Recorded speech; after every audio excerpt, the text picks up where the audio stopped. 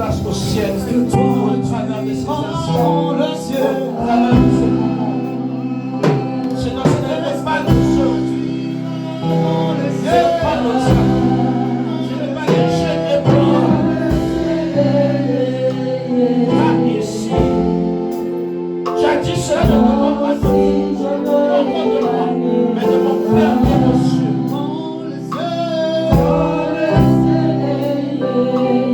Merci Seigneur de prendre ces instants. Parle-nous. Fais de moi ce canal dans le nom de Jésus. Amen. Amen. On peut rester debout. Rapidement lire ce verset. Jean chapitre 14, le verset 6. Jean 14, le verset 6. Jean se trouve juste après Marc, avant les actes des apôtres.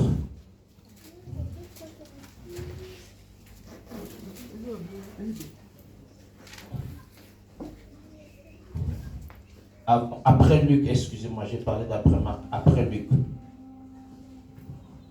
Je peux lire. Amen. Amen. Amen. Alors, je vais lire. Jésus lui dit, je suis le chemin, la vérité et la vie. Nul ne vient au Père que par moi. Parole du Seigneur. Amen. On peut s'asseoir. Alors, Jérémie, j'aime bien ce switch que tu donnes sur la chanson qui est hors de question que ça finisse comme ça. Alors, nous sommes au mois Pascal. Depuis un moment, c'est vrai, quelque part, on parle de la Pâque. La Pâque, l'attaque. Mais en réalité, la Pâque est une occasion à deux inconnus seulement, qui sont très simples. La Pâque, c'est le passage de la mort à la vie. C'est tout. Voilà la Pâque. Voilà pourquoi quand Dieu devait parler, devait récupérer son peuple, il devait fêter la Pâque, il leur a demandé, il a imposé à Moïse de libérer son peuple, parce que celui qui doit célébrer la Pâque doit d'abord être d'abord libre. On ne célèbre pas la Pâque étant condamné. Voilà pourquoi Dieu a demandé à Moïse, va dire à mon peuple de quitter, va dire à Moïse de libérer mon peuple parce qu'ils doivent aller me célébrer. Alléluia. C'est vrai, à la sortie, après on ne verra pas là où ils ont célébré la Pâque, mais il fallait qu'ils sortent d'abord, et après que l'agneau soit livré, et la Pâque devait être fêtée. Pourquoi? Parce que l'agneau devait partir à la croix, sacrifié, tué, détruit de tous les hommes, rejeté par les hommes, et partir dans le séjour de mort pour annoncer l'évangile et revenir sous la vie afin qu'on puisse fêter la Pâque. Donc la Pâque, c'est le passage de la mort à la vie. Si je dois résoudre cette équation en une seule réponse, la Pâque, c'est la grâce. En conclusion, la Pâque, c'est la grâce. Parce que celui qui doit passer de la mort à la vie a vécu la grâce. Nul n'était la grâce, tu ne peux pas passer de l'Égypte à Canaan. Combien de nations sont sur ton chemin? Pourquoi ces nations ne t'ont pas englouti? Parce que tu es censé célébrer la Pâque. Celui qui célèbre la Pâque, quels que soient les ennemis qui célèbrent, on ne peut pas te tuer. J'ai envie de bien dire ça, de mieux dire ça. Même si les ennemis célèbrent, tant que tu dois célébrer la Pâque, ces ennemis ne vont pas t'engloutir, ils ne vont pas te tuer. Pourquoi? Parce qu'il y a une personne qui est déjà mort à notre place. Lui étant déjà mort, nous devons fêter, célébrer la Pâque. Il s'appelle Jésus. Il s'appelle Jésus. La Pâque, c'est Jésus. La Pâque, c'est la grâce. Gloire soit rendue à Dieu. Nous sommes à l'Assemblée chrétienne, la grâce de Dieu. Nous sommes au lieu de la Pâque. En réalité, ici, chaque dimanche, nous célébrons la Pâque. Je veux mieux dire ça. En réalité, ici, chaque fois que nous nous rencontrons, nous célébrons la Pâque. Pourquoi? Nous sommes là où il y a la grâce de Dieu. Je prie le Seigneur que la grâce de Dieu te localise. Oh, ce n'était pas une salutation, mais c'était une bénédiction. Je prie que la grâce de Dieu soit sur toi. Je prie que la grâce de Dieu te localise. Je prie que la grâce de Dieu marche avec toi. Partout tu iras, que tu sois accompagné de la grâce de Dieu. Si les hommes, soit qu'ils ont j'ai appris que nous marchons avec les anges, mais l'ange qui marchera avec toi puisse s'appeler la grâce de Dieu. Amen. Alors, nous avons le thème que nous devons développer. Pour ceux qui ont vu le flyer dans le groupe, qui n'est que les hommes se focalisent sur la réalité, mais Jésus est la vérité. Les hommes se focalisent sur la réalité, mais Jésus. Vous savez, j'ai bien aimé, quelqu'un m'a posé la question, je n'ai pas compris pourquoi on dit Jésus est la vérité. Tu aurais dû dire Jésus dit la vérité. J'ai dit non. Parce que le texte que nous venons de lire, il ne dit pas que je dis la vérité. Il dit lui-même, en réalité la vérité c'est Jésus. Amen. En réalité la vérité c'est Jésus. Alors, pour que l'on puisse mieux comprendre, parce que très souvent, ça prête à confusion entre la réalité et la vérité. Les deux semblent aller sur le même chemin, mais ne veulent pas dire la même chose. Alléluia. Amen. Ils marchent presque sur le même chemin, mais à un certain moment, leur chemin se sépare. Ils peuvent bien commencer ensemble, mais à un certain moment, l'un doit rester, l'autre doit continuer. La réalité reste, mais la vérité continue. Nous allons voir ça dans la définition. Nous allons comprendre pourquoi je dis la vérité continue et la réalité s'arrête. Alors, il est question, il est important pour nous de définir quand même ce mot, les quelques mots qu'il fallait définir. Le mot tel que focaliser. C'est quoi focaliser? Pour qu'on comprenne pourquoi nous sommes en train de dire les hommes se focalisent. Focaliser veut tout simplement dire concentrer, fixer, recentrer, mise en avant. Les hommes mettent en avant la réalité. Les hommes sont fixés sur la réalité. Les hommes se recentrent, sont centrés sur la réalité. Une réalité, par exemple, quand le médecin te dit que tu es diabétique, c'est une réalité. Les hommes sont fixés en fonction de ce qu'ils ont vu. C'est une réalité. Selon les appareils microscopiques, ça prouvait que tu es atteint du diabète, tu es atteint du cancer, tu es atteint je ne sais pas de quelle maladie, du sida, que quoi que ce soit. C'est la réalité. Ils ont vu. Ils se focalisent. C'est quoi la réalité? Donc je répète encore, focaliser veut tout simplement dire concentrer, fixer, recentrer, mise en avant. Réalité veut simplement dire caractère de ce qui est réel, de ce qui existe effectivement. C'est le produit de ce que l'on voit et l'on touche. La réalité, c'est le produit de ce que l'on voit et que l'on touche. C'est quand même bizarre. Mais en réalité, ce thème ne peut avoir lieu. Parce que parlons de ça, c'est une réalité. La cymbale, c'est ça. C'est une cymbale. J'ai vu, j'ai touché. Amen. C'est une réalité, c'est une grosse caisse. J'ai vu, j'ai touché. Le thème est arrêté. En réalité, on devait dire Amen et puis on rentre chez nous. Amen.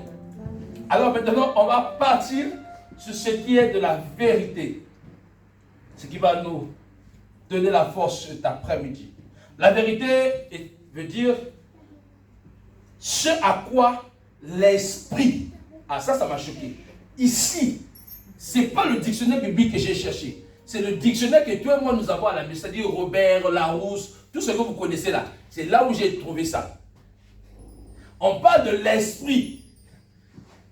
Vérité, c'est ce à quoi l'esprit peut donner ou doit donner son assentiment par la suite d'un fait ou réflexion.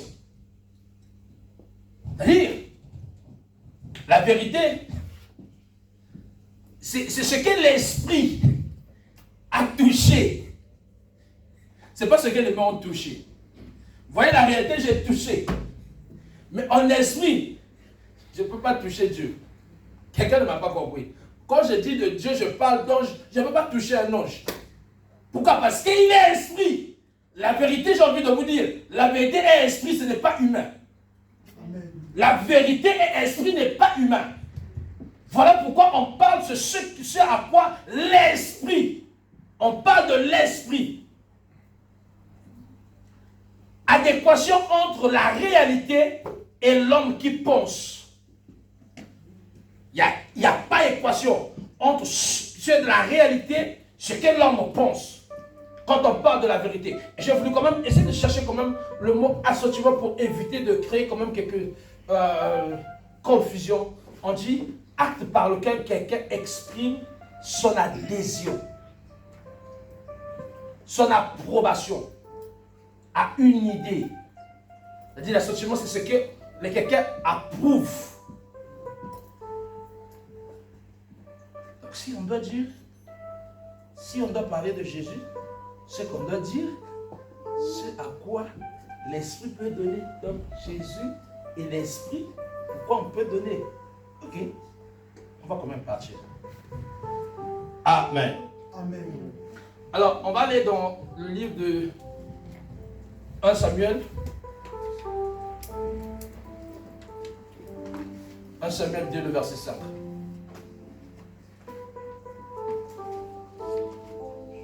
Pourquoi on essaie quand même de comprendre c'est quoi la réalité et la vérité. 1 Samuel 2, le verset 5.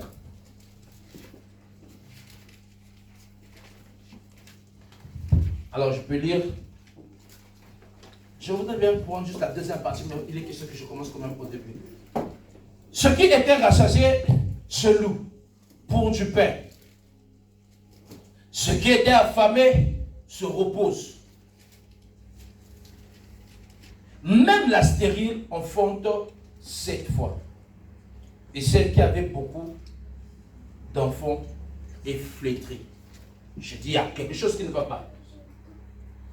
Ici, la Bible est en train de nous parler, la stérile enfante combien de fois? 7 fois. Vous savez, en réalité, on ne peut pas dire ça. Si on prend les scientifiques, on se met là, ce n'est pas normal.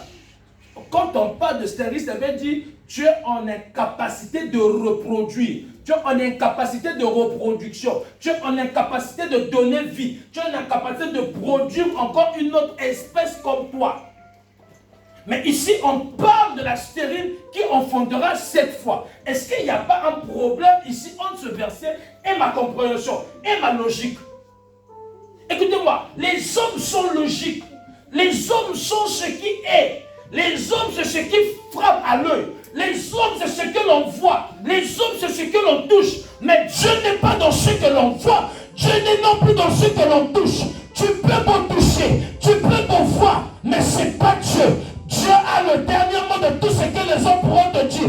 Je ne sais pas qu'est-ce que les hommes t'ont dit, mais je suis venu te dire que Jésus-Christ est la vérité. C'est Jésus qui te tient la vérité de ta vie. C'est Jésus qui te tient la vérité de ta vie. C'est Jésus qui te tient la vérité de ta famille. Les hommes ont dit, votre famille peut-être coûte derrière une malédiction. Les hommes ont vu ce qui est réel, c'est réel, mais ce n'est pas vrai. Pourquoi? Parce que Christ en moi. J'ai vu, vous avez touché, mais ce n'est pas ça mon problème. Mon problème, c'est celui qui est en moi. Mon problème, c'est celui qui marche avec moi.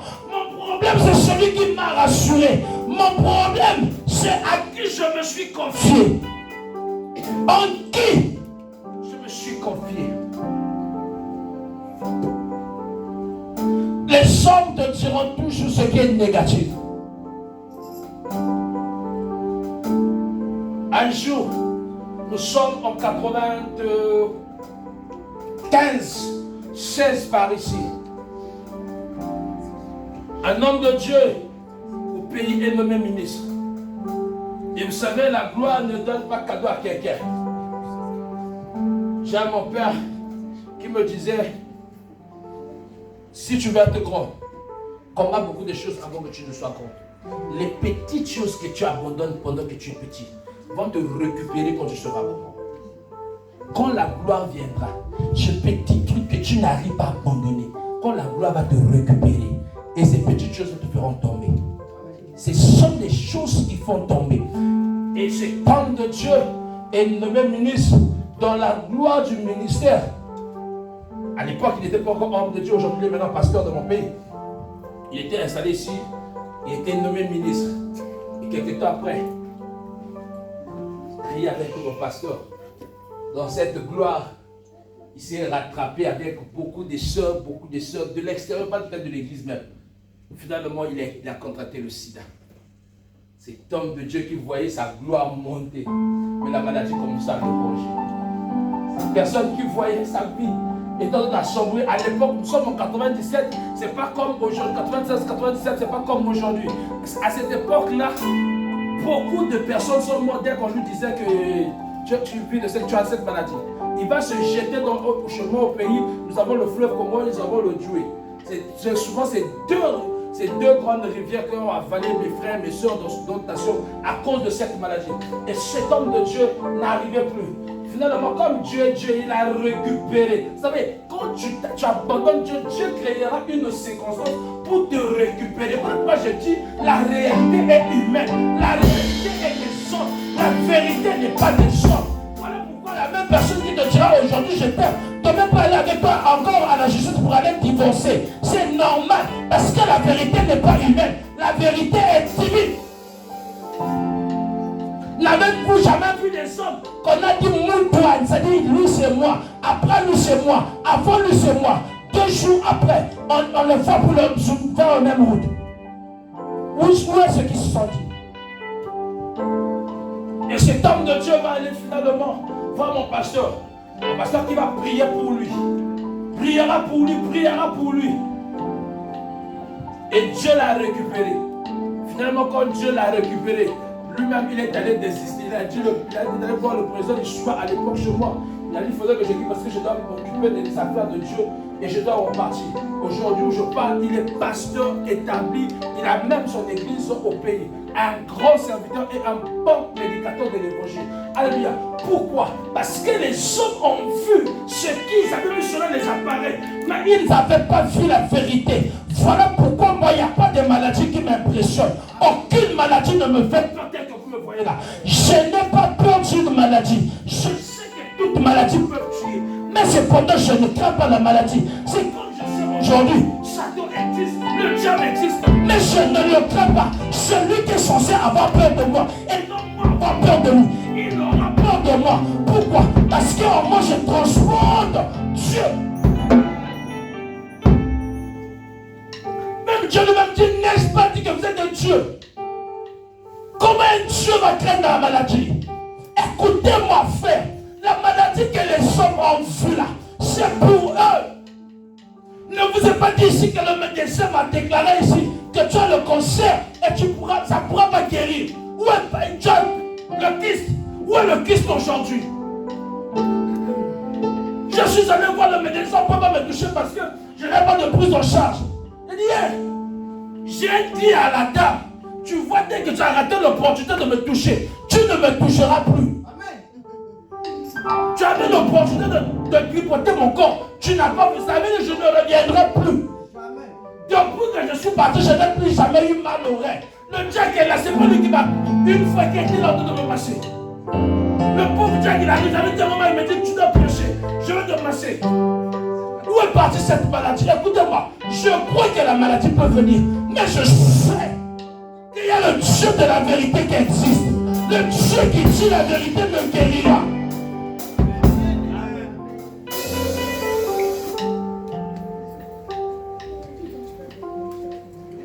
Les gens m'ont dit, écoute, quand je dois venir en France, je vais déposer mon dossier à l'ambassade. On m'a dit, écoute, ton dossier n'est pas consistant. D'ailleurs, il fallait que j'aie beaucoup d'argent.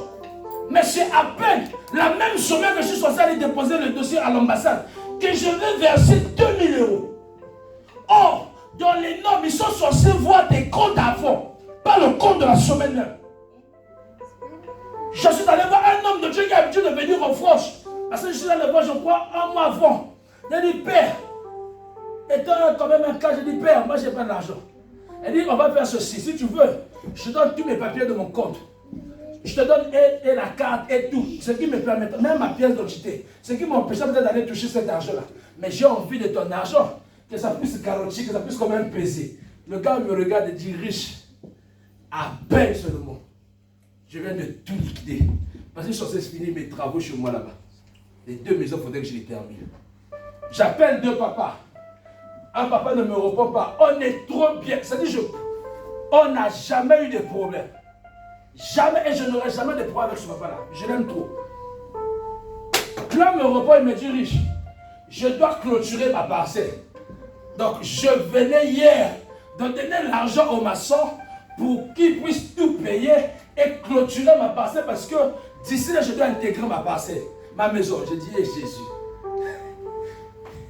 je suis fini au... Je veux voir un ami.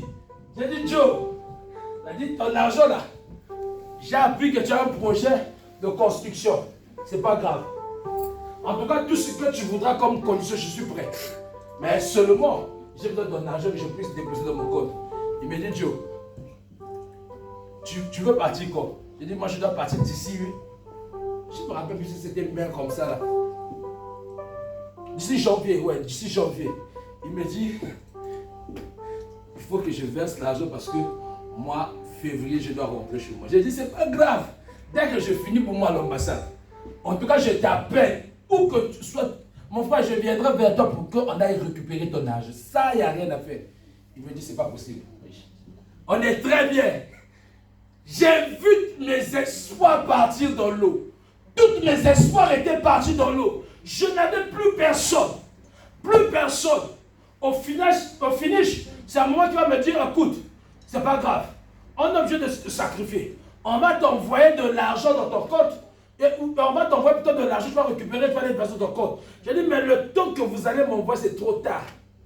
Elle me dit, vas-y. C'est ce qu'on peut faire pour l'instant. Je suis rentré chez moi, tout fatigué. J'ai perdu les espoirs. La réalité m'a frappé. La réalité m'avait frappé ce jour-là. J'ai dit, Seigneur, c'est fini pour moi. Mais ce que je ne savais pas, c'est qu'il y avait une vérité qui n'était pas encore dite. Il y avait une vérité qu'on ne m'avait pas encore dit. Qui n'est pas venu me voir. Ils m'ont dit, c'est pas possible. La voie normale, tu ne pouvais pas avoir le visa. Donne-moi le circuit. J'ai dit, le même circuit qu'on prend pour aller déposer ce dossier à l'ambassade. C'est le circuit que j'ai pratiqué, mon ami. Il m'a dit, c'est pas possible, riche. Malgré notre emploi, malgré nos gros salaires que nous avons, on nous a refusé le visa. Et toi, tu as mis combien dans le salaire? Je leur ai présenté mon salaire, qui n'avait rien à voir avec même leur salaire que j'ai proposé là-bas. Ils m'ont dit, ce n'est pas possible. Je sais une chose, c'est que la vérité m'avait localisé. La vérité était sur moi. Voilà pourquoi, même si la réalité était là, même si la réalité était palpable, même si la réalité était présente, mais la vérité devait primer sur la réalité. Je suis venu dire à quelqu'un, si on t'a donné la réalité, cela n'est pas un problème. Il y a la vérité. Il y a la vérité. Écoutez, Dieu doit apparaître à Moïse. Vous savez, j'aime trop Dieu. Moi, s'il y a une personne qui m'impressionne quand il passe, c'est Dieu.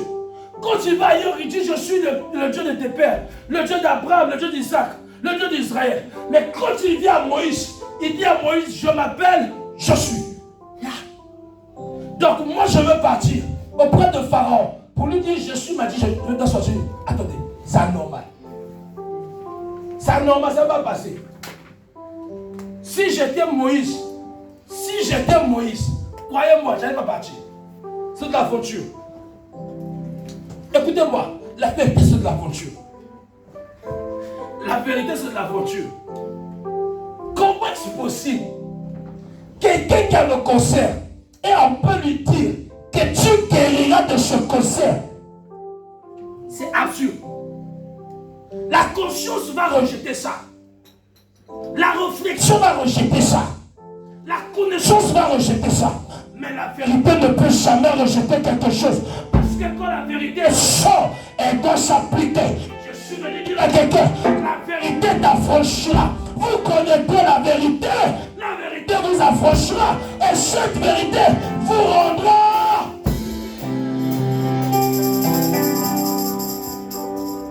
Voilà pourquoi quand Jésus doit parler à Moïse, doit parler la personne de répondre à Thomas, il dit Thomas, je suis.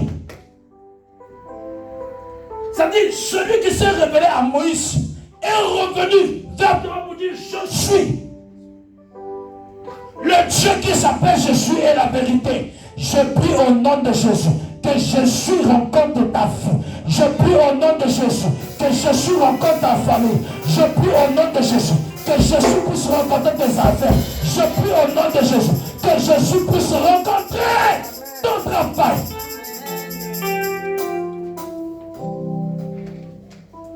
Écoutez,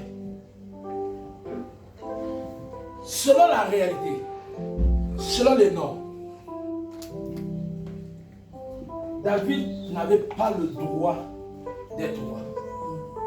Suivant les normes des choses, suivant la réalité, David n'avait aucune chose. Si on devait parler de pronostic, il n'avait rien de lui placer là-bas. Si c'est comme aujourd'hui où vous avez, comment on appelle ça ici, les sondages. Si c'était comme aujourd'hui, il dit David lui-même, juste à cause des sondages, il allait abandonner. Parce que rien n'est en sa faveur. Parce que tout était contrôlé par Saül. 1. 2. Et il est roi. Tous nous connaissons la définition du roi. Tous nous connaissons la définition du royaume. C'est que le royaume, quand le père part, c'est le fils qui récupère. La preuve aujourd'hui, chez nos parents, les voisins, vous avez vu, quand la reine est partie, qui l'a remplacé? Mais pourtant, dans ce pays, il y a un premier ministre. Pourquoi il n'a pas remplacé? Il y a l'Assemblée. Pourquoi l'Assemblée ou le Sénat n'a pas récupéré? C'est un royaume. C'est le pouvoir de la famille. C'est-à-dire, même si Nathan était mort, il y avait Mephibosheth qui était là. Mephibosheth devait récupérer le trône. Mais comme ça, c'est la réalité.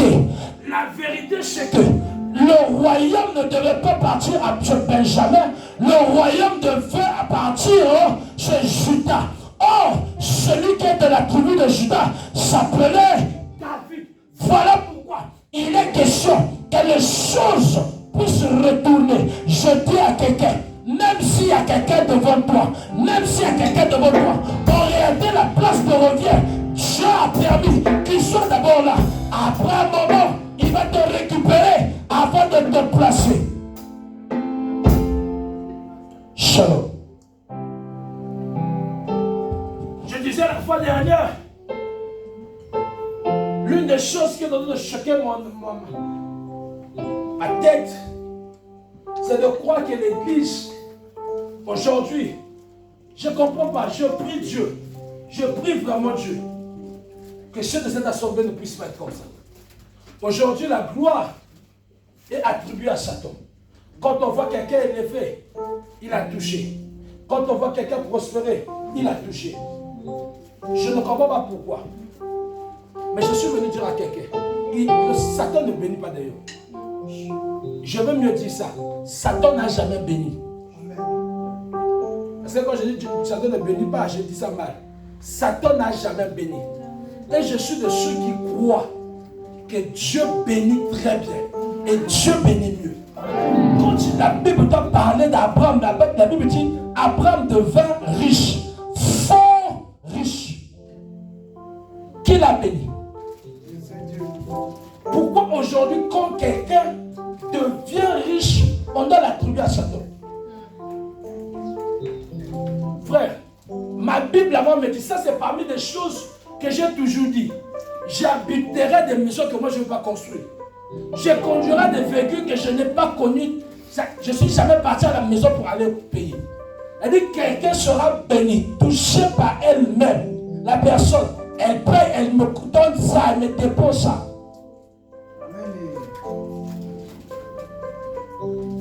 Je ne sais pas pourquoi aujourd'hui la pauvreté veut dire être chrétien. Être un bon chrétien. Quand tu es pauvre, on t'attribue, tu es un bon chrétien. Je ne sais pas pourquoi. Je J'ai dit la fois dernière, même Jésus lui-même, dans son humilité de sa pauvreté qu'il nous présente, il avait un comptable. Comment un pauvre peut avoir un comptable? C'est pas normal, c'est pas logique. Un pauvre n'a pas de comptable. On va compter quoi? Il va gérer quoi? Mais Judas faisait quoi à côté de Jésus? On parle des hommes, des impôts qui étaient autour de lui. Il faisait quoi? Je ne suis pas de ceux qui doivent croire que la pauvreté veut dire que Dieu est avec toi. On peut être riche et appartenir à Dieu. D'ailleurs, je déclare et je t'impose que Dieu te bénisse au nom de Jésus. Que Dieu te bénisse financièrement. Que Dieu te bénisse matériellement. Vous savez, il y a une chose qui m'a choqué dans la Bible. Ça, j'ai dit, Seigneur, que ça ne m'arrive pas. La Bible nous parle de deux personnes. Le pauvre Lazare et l'homme riche. Les deux sont partis. L'un va l'enfer, l'autre au ciel. Celui qui va au ciel, on l'appelle le pauvre Lazare. Mais ce qui me choque, c'est que celui qui est parti en bas doit demander à celui qui est en haut, va-t-il, comment tu peux me commander, toi qui es en bas? Pourquoi? Parce que le statut de la pauvreté le colle encore. Donc, attendez, soyez sérieux. Vous savez,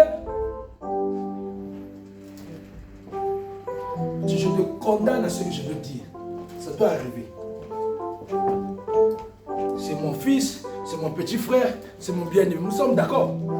Le jour qu'il devient Premier ministre, je ne peux plus le commander. Aujourd'hui, je peux le dire, petit, va me prendre le micro là-bas. Va me prendre le truc là-bas. Le jour qu'il devient Premier ministre, je n'ai plus aucun seul droit de le commander. Pourquoi? Son rôle m'oblige, moi, à ne plus le commander. Ce n'est pas quelque chose qu'on va me dire, prends le cahier, écrit. Non, non, non. Son statut, je te condamne mon frère à occuper ce poste au nom de Jésus. Son statut de Premier ministre ne me permet plus de le commander. Je prie au nom de Jésus-Christ que la pauvreté libère ta maison, que la pauvreté libère ta famille, que la pauvreté libère tes enfants. Je déclare au nom de Jésus, aucun de tes enfants ne sera pauvre, aucun de tes enfants ne mourra pauvre, tes enfants ne mourront pas de mendiants, ils ne vont pas mendier au nom de Jésus. Aucun de tes enfants ne manquera de quoi que ce soit. Lazare, mon gars, tu es au ciel. C'est quelqu'un parce que son statut sur la terre, d'ailleurs là où nous sommes, là, toi tu es en haut, lui il est en bas, à cause de son statut. Nous avons un homme de Dieu, il est resté longtemps célibataire lui-même qui nous parlait de ça. Quand il s'est marié, voilà, soeur, frère, à chaque fois qu'on rentre dans le mariage, il y a des choses qu'on doit bien réfléchir, on doit bien voir. Cet homme de Dieu était habitué toutefois avant d'entrer. Il partait de l'école où du travail, il paye sa bouffe, il l'emmène à la maison. Il paye sa bouffe, il l'emmène à la maison. Même quand il s'est marié, il n'a pas oublié ses habitudes. Il paye toujours sa bouffe, il rentre à la maison. Sa femme dit, mais chérie, j'ai préparé. Yeah. C'est pas encore parti. Ça lui a pris du temps pour abandonner ça. Je prie au nom de Jésus que ces habitudes ne puissent pas te coller quand tu vas mourir. Que les vieilles habitudes ne montent pas avec toi. Que ce qui est négatif ne puisse pas monter avec toi. Vous savez, la Bible nous parle encore d'une personne. Cette personne s'appelle... On a même donné... Je me suis toujours demandé... Je me suis toujours posé cette question. Pourquoi la Bible n'a jamais donné le nom de la personne? On dit juste un paralytique est parti à Bethesda qui a fait 38 ans devant cette piscine qu'on appelle Bethesda. Ce gars attendait le mouvement de l'eau pour être guéri. La réalité, c'est que l'ange devait descendre, secouer l'eau, et celui qui rentre en premier, même si vous rentrez deux, ce n'est pas comme à l'époque, nous, je ne sais pas si ça se fait. Nous, on pouvait être 3 premiers ex aequo. Qui se rappelle de ça? Il y a 3 premiers ex aequo, c'est-à-dire il y a 1 A, 1 A, 1 B, 1 C. Tout ça, c'est des premiers ex aequo. Il n'y avait pas de premier ex aequo, c'est-à-dire celui qui tombe en premier, c'est celui qui est guéri. Celui qui est tombé en ex aequo, tu ne seras pas guéri. Le pauvre monsieur paralysé, paralytique, il est resté 38 ans. Personne ne pouvait le jeter. Personne ne pouvait le jeter dans l'eau. Le gars s'est fait des stéréotypes. Pour lui, ça veut dire ceux qui réussissent Il faut seulement qu'il y ait des gens qui vont les aider. Si vous voyez les hommes qui se sont élevés parce qu'il y avait quelqu'un derrière qui les poussait. Si vous avez envie de réussir, c'est parce qu'il y avait quelqu'un qui les poussait. Je suis venu dire à quelqu'un, ça c'est la réalité. C'est vrai, pour avancer, il faut qu'il y ait quelqu'un derrière toi. Mais toi, tu as plus qu'une personne. Tu as la vérité derrière toi. Toi, tu as plus qu'une personne. Tu as la vérité derrière toi. Tu n'as pas la réalité, mais toi tu as la vérité. Tu n'as pas ce que les hommes peuvent toucher, mais tu as ce que personne ne peut toucher. Écoutez-moi, les hommes peuvent changer d'avis. Les hommes changeront d'avis. Toujours et toujours les hommes changeront d'avis. Je n'ai jamais vu quelqu'un naître et mourir, rester statique. Ils peuvent changer. Bon, ici c'est bon. Hein? Je moi dans mon pays, j'ai vu les hommes être à l'opposition. Il était dans la majorité présidentielle. Dès qu'il perd le pouvoir, il voit le 14 de partir. C'est l'opposition qui récupère. Il dit non. Il abandonne, il repart. Il n'est plus opposant. Il n'est plus parti avec son parti. Il change de parti. Je n'ai jamais vu l'homme rester statique. L'homme change selon les circonstances, selon les choses qui croisent. Mais cependant, aucune circonstance n'a changé Dieu. Aucune circonstance n'a changé Jésus. Même à la croix de Golgotha, il a dit Père, pardonne-leur, car ils ne savent pas ce qu'ils font. Je vais dire à quelqu'un, la vérité de Dieu est sur ton chemin. La vérité de Dieu est sur ton chemin. Ah, quelque chose c'est que les hommes avaient dit. Que la vérité te localise. Que la vérité de Dieu te localise. Ce monsieur, 38 ans, paralysé. Mais quand Jésus arrive, le stéréotype est resté dans sa tête. Il y a quoi, mon gars? Il dit, tu sais, au fait, tu vois, il fait très souvent, ici les gens, quand il faut, écoutez-moi, j'ai dit ici une fois.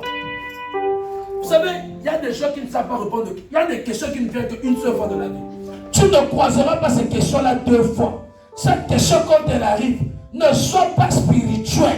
Je t'interdis à un certain nombre de questions d'être spirituel. Je vous ai parlé de ce monsieur de l'Afrique de l'Est, Mamadou Kassam. Il est resté le gars pendant plusieurs années dans ce pays, sans papier. Le jour où Macron l'a invité, non, c'était le président Sarkozy si je ne me trompe pas. Quand il l'a invité à l'Élysée, il a posé la question, que veux-tu qu'on fasse? Le gars a dit là, il n'y a pas de moi, il y a mon père, il y a ma mère, ils n'ont pas de papier. Ses parents n'étaient pas ici. On a rappelé ses parents à cause de lui. Je suis venu dire à quelqu'un qu'à cause de toi, que tes parents entrent là où ils sont jamais rentrés. Ah,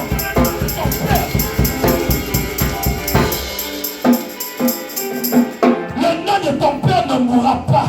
Le nom de ton père ne sera pas écrasé. Toi, tu représenteras ton père là où il n'est jamais rentré, là où son nom n'est pas arrivé. Toi, tu imposeras son nom au nom de Jésus. Le gars, on lui pose la question. Dieu, dis seulement, je veux être guéri. Voilà pourquoi je suis trop d'accord avec Bartimée. Elle dit, Bartimée, le jour où je dirais, Dieu, toi, quand Jésus pose la question, que veux-tu que je fasse pour toi? Il dit, Dieu, je sais que je ne suis pas pauvre, mais si j'ai la vue, je resterai plus pauvre. Il dit, moi j'ai un problème de vue. Direct. Mais le patron lui pose la question, qu'est-ce que tu veux? Je n'ai personne pour me jeter dans l'eau.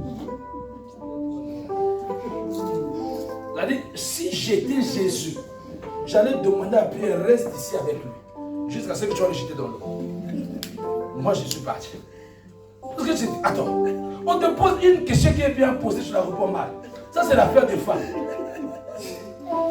Ça je n'ai jamais compris ça. Je vois les femmes comme ça me regarder mal. C'est la question. Frère, on a fait une formation sur le couple. Quand je suis sorti de cette formation, j'ai dit, hey Jésus, pourquoi tu ne m'as pas dit ça? J'allais me préparer.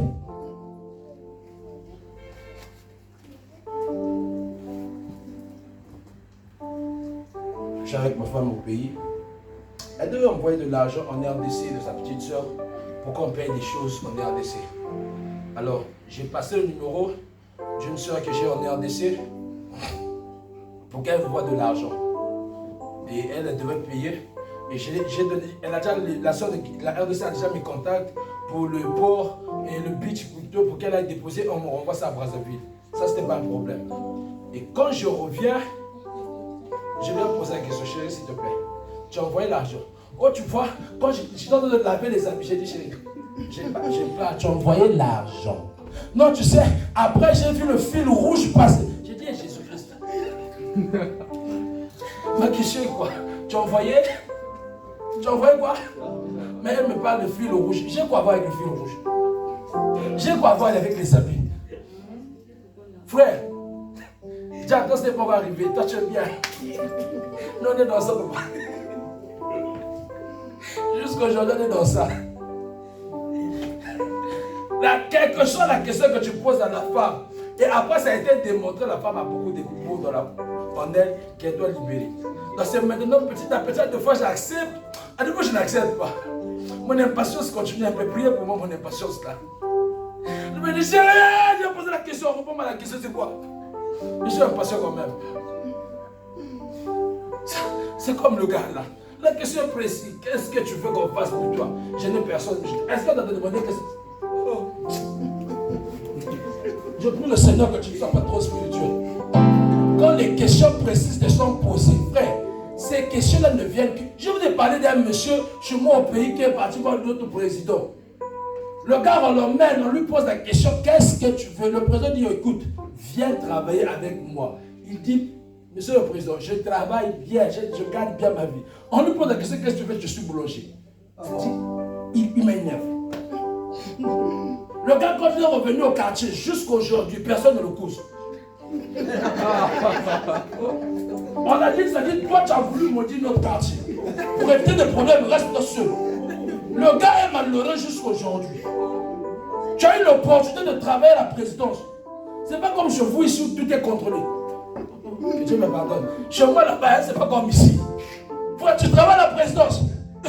Les choses coulent. Exonéré même à la douane. C'est-à-dire le gars a refusé pour aller gagner quelque chose à la boulangerie.